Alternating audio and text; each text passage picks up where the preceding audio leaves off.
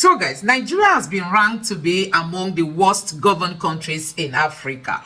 Also, there are pure indications that our public debt has drastically increased under this government. So guys, one keeps wondering what the Tinubu's government is doing. Are they just sleeping? Anyway, guess what? They've just woken up to the realities on ground. And Tinubu has taken a move to reshuffle his cabinet. But guess what? Some people are not happy with what has just happened, because there are some people whom Nigeria were expecting the president to sack them immediately. I'm talking about the former governor of Zamfara State, a man that has so much allegations around him, especially in areas that has to do with security. Even the sitting government has come out to accuse him that he is a friend to the bad guys in the bush. You know the people I'm talking about, the ban and the tree. You know, the sitting governor came out to lay so much allegations, but the Tinubu's government refused to do investigations and even refused to ask him to stay aside, like in the case of Betta Edu. And guess what? Even during this reshuffling, he wasn't removed. That means the president is considering his re-election come 2027. And that is why he doesn't want to take moves that will hurt his ambition. But even if he hurts the Nigerian people, it's not a problem for him. It's just okay. So guys, let me allow you to take a look at this reaction coming from this man. He has come out to say that there was so much expectation that somebody like Metawale will be laid off so that he will go to answer, you know, for all the allegation that has been leveled against him. Just take a look for yourself. And to meet expectation, but I think it should have gone further. For instance, you know, I'm not sure that there is sufficient justification to keep Metawale on the job with all the noise and the allegations that were tendered by a sitting governor. I have heard the explanation that, oh, well, you know, those allegations are not true. The question is that who made the investigation? I mean, if a governor, a sitting governor of this country, says that this is what this minister is doing, this minister is supporting banditry, this minister's hand is in all of this, we need to have a public review to tell us this is what we find, this is what is right, this is what is not right. For the public to review it? No. There has to be a communication. You know, it's not just enough to say that, oh, okay, you know, I don't think, you know, those allegations are not true. No, who investigated it? Well, I spoke with him, so he was the opinion that if they had any proof whatsoever, take it to the authorities. Well, let the authorities investigate it. Yeah. And so if anybody, that's the point. Let them take it there. That's the point. You know, has there been that investigation? Look at the case of Betta Edu. At least we know that the matter was referred to EFCC. Now we don't know the outcome, but at least we know it was referred to EFCC, and the woman was suspended.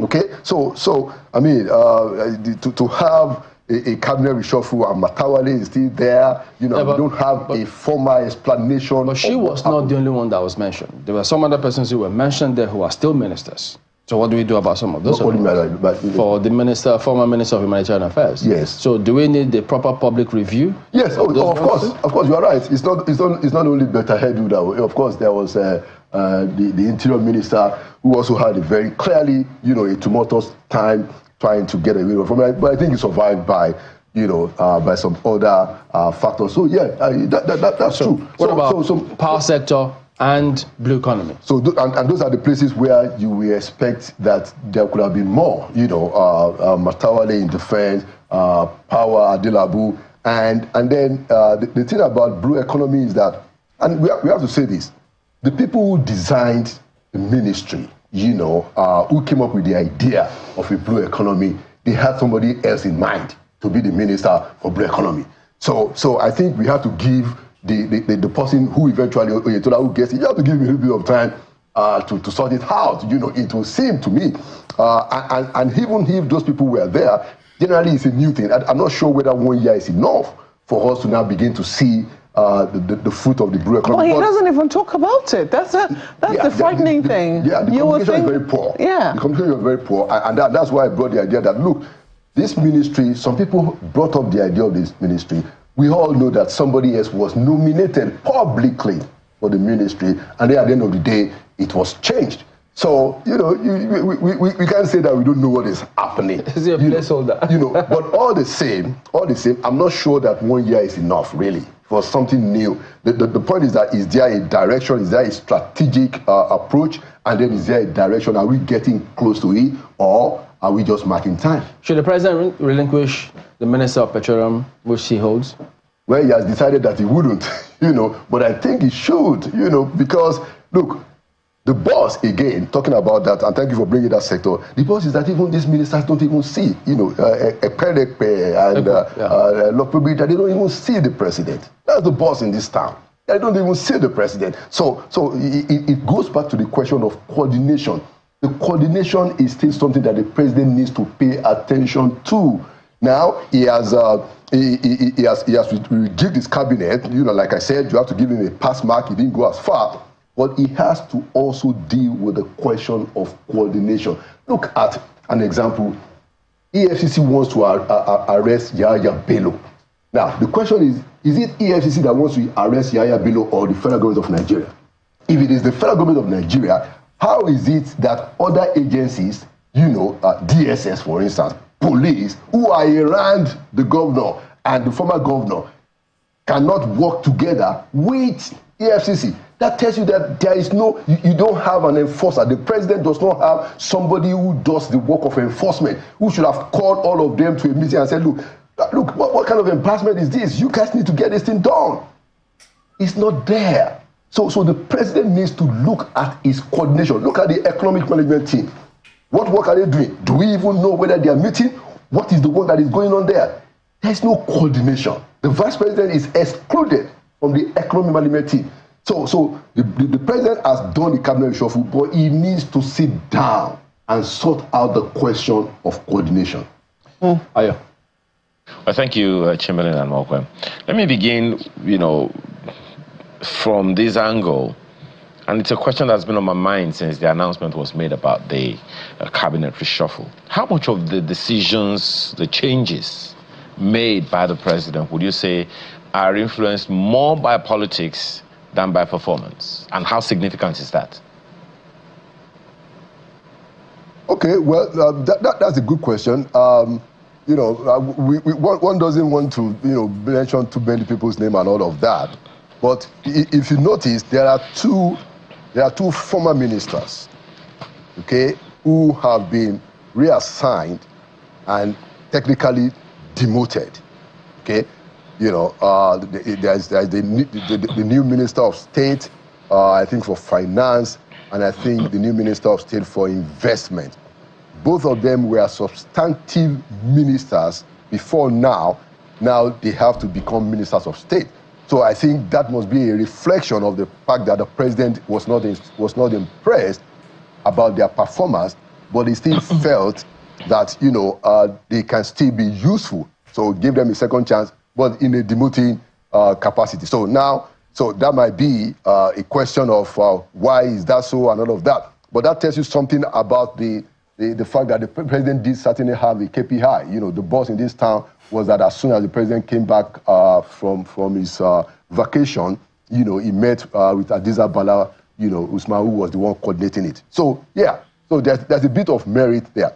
But also, if you look at the politics of this, you will notice that in Kano, there is now, Ganduje has taken a little bit more influence, because the minister that was taken away from Kano is actually the minister that Ganduje did not want in the first instance. It's the president's man, and the president has chosen to sacrifice the guy. I think he was in housing and development.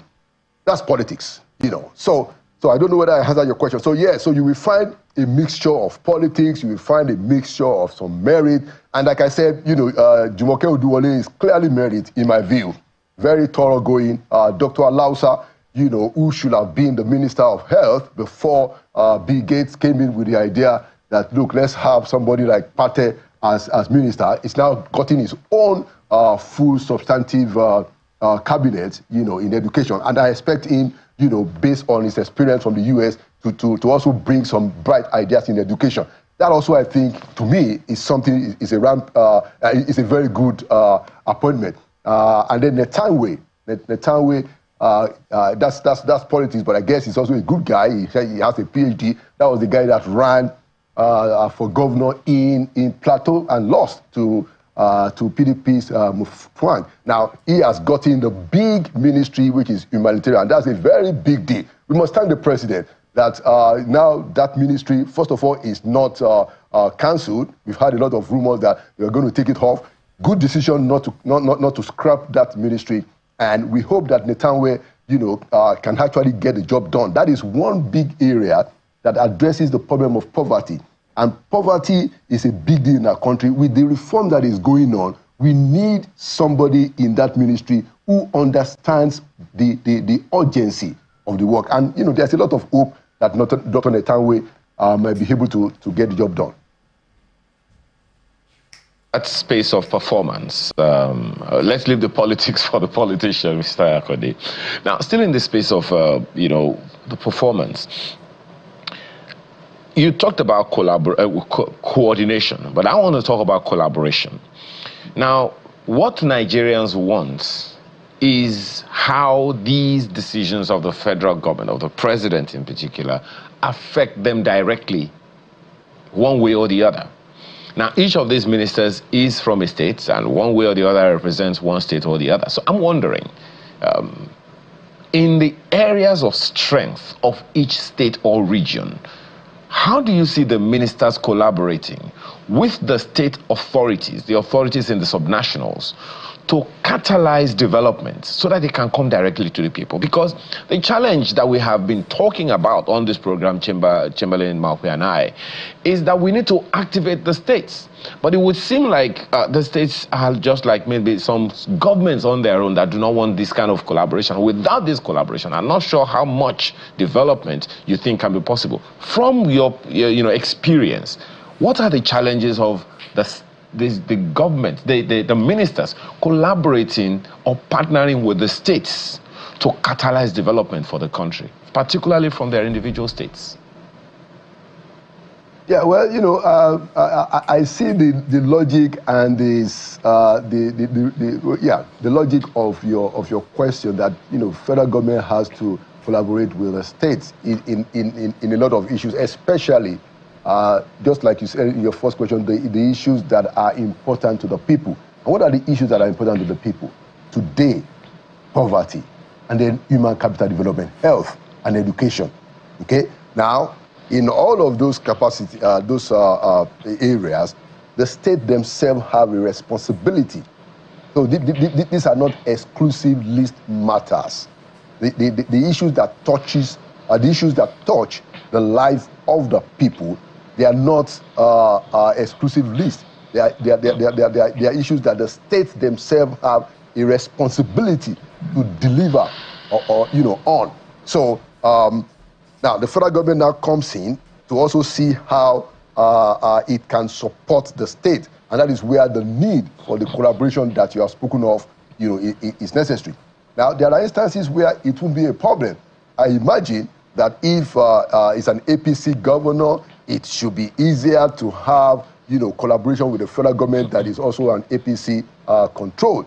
But there will also be instances where the minister is actually considered a political opponent by the governor of the state. That is going to happen in Plateau, where you are Netanwe, versus Mufwang in the election, and now Mufwang is governor, Netanwe is minister. So hey, you can figure out how that collaboration will work, or in Kano, where you have NNPP, and then of course Ganduje is the big man, is APC, so yes, you're always going to have those political issues. But to your point, yes, it's important, especially in the area of education and health, and then this issue of poverty alleviation.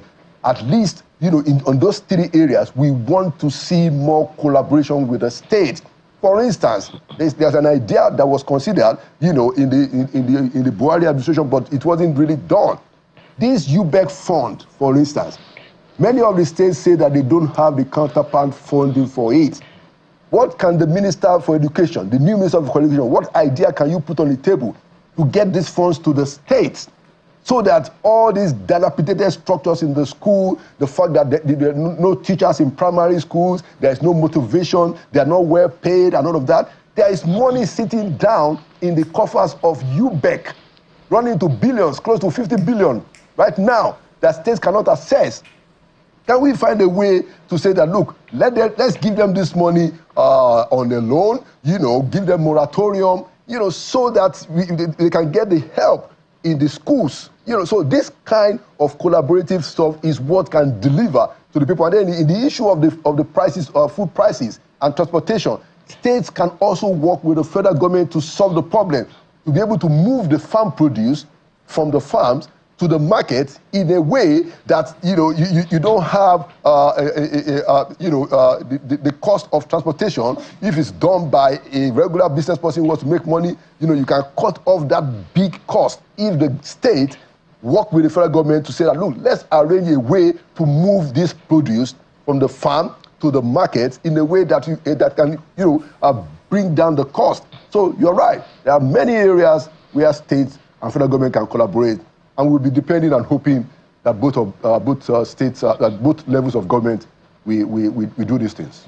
Well, to be honest, Mr. Konde, I don't even see how we can have any measure of development at all without the federal government and the states collaborating, even in the exclusive list. In the exclusive list, there is no land called the federal government of Nigeria.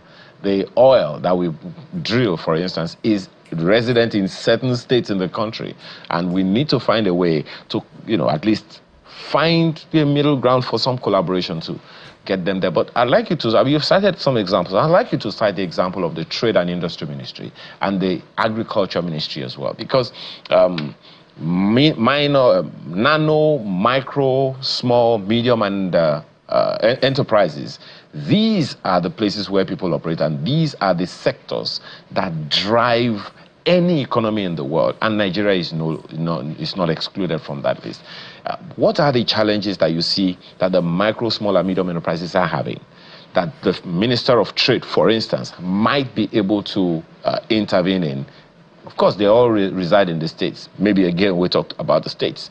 And then agriculture. There is hardly a state in the country that doesn't have anything to do in the area of agriculture that can fast-track food security in the country. So what do you see happening? What kind of KPIs do you think should be set for these two particular ministers in order for us to have results and that will have direct effect on the people within the shortest possible time? Yeah, I mean, thank you. So in the area of industry, trade, and investment, I think there's a lot that can happen. And you are right.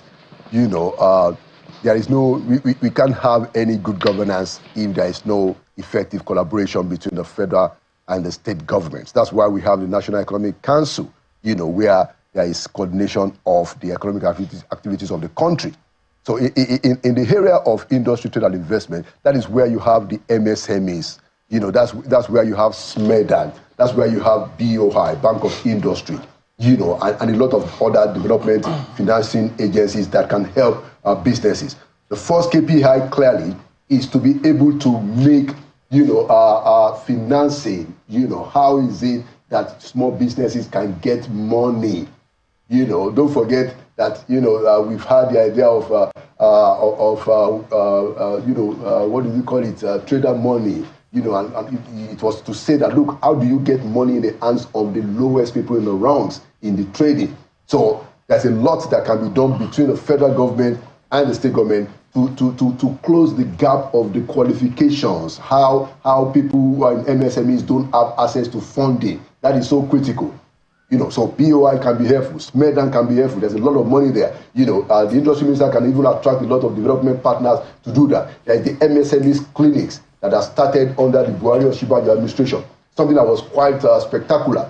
That can be deepened. In the area of agriculture, we've said it. How can the federal government help the states, to reduce the prices of food? Essentially, how can they support farmers to improve their yield. You know, federal government don't hold land except the one in Abuja. You are very correct about that. So if they work with the states, if the Ministry of Agri thinks that, okay, look, our job is, since we don't have land, our job is to calibrate a process that can improve the agriculture of this country. But it is very doable. Was that project really spectacular? Giving people free money like that, no collateral, because now they're not any better. Well, no, the question is, these kind of people don't have collateral. No, what I meant was just giving monies like that. I mean, how has it improved their lives? It was just money at that time. No, but nothing significant. It did improve their lives, you know. Just that one time. The problem is that it wasn't sustained.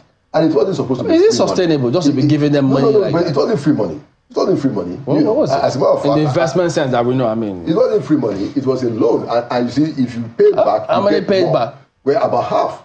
You know, as at the time that I last checked, you know, years ago, about half. Don't forget that this thing was essentially terminated around 2019, 2020 because, you know, they took away this, the investment from the vice president of Israel. Okay. But they did, you know, I can tell you a lot of testimonies. The question is to sustain it over time. And the people that paid back, they got more money. Yeah, but did we have any structure upon which we could have built on? There was none.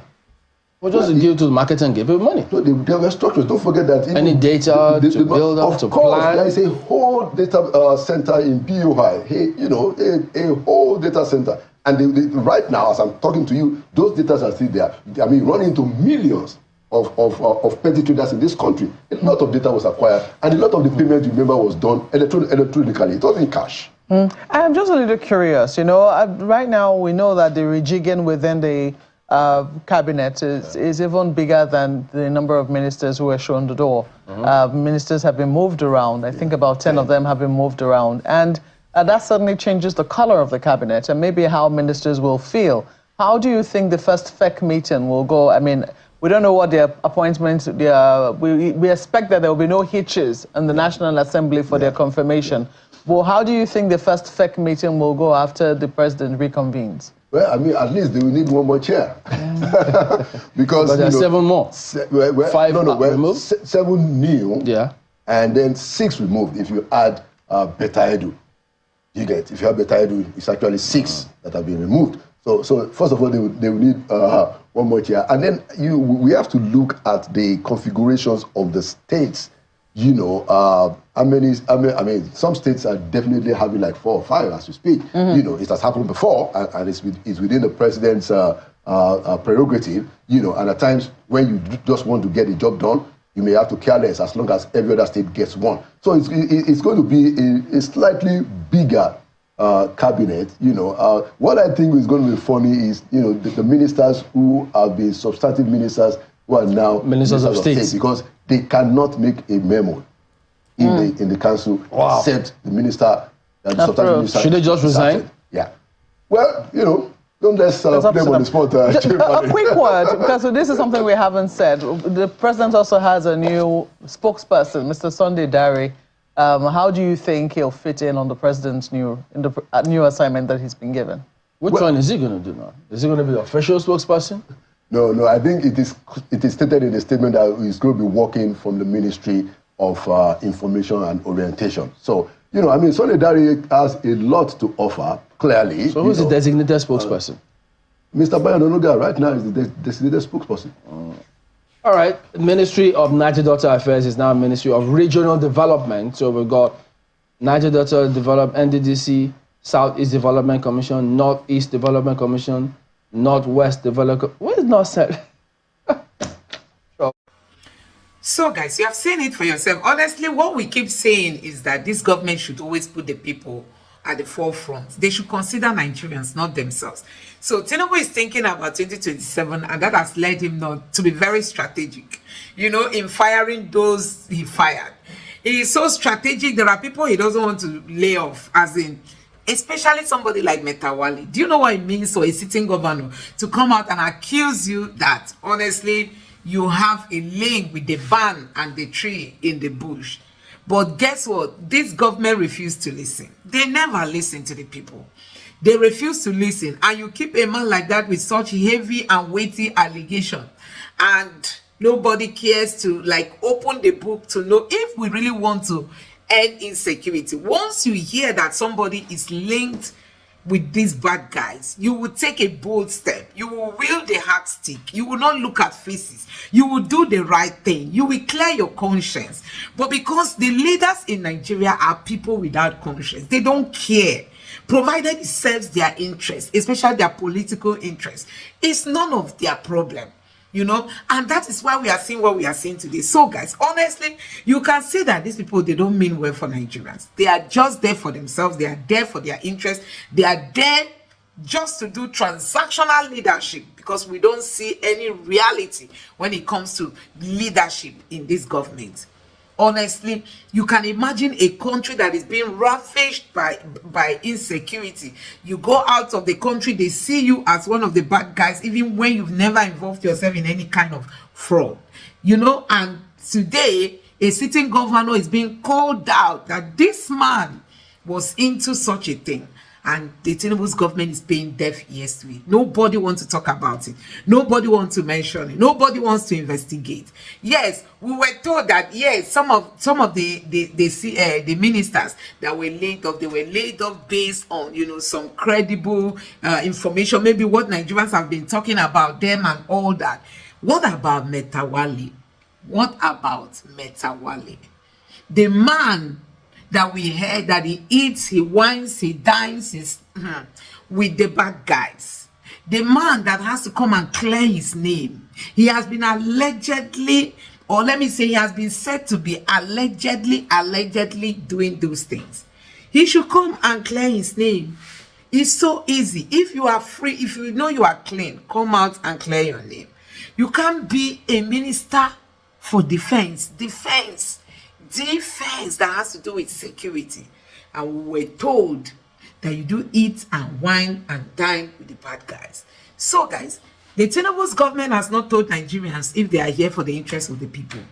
Look at how people are suffering. If this government is serious, do you know what? They will fire all of them and bring in fresh people that have nothing to do with party.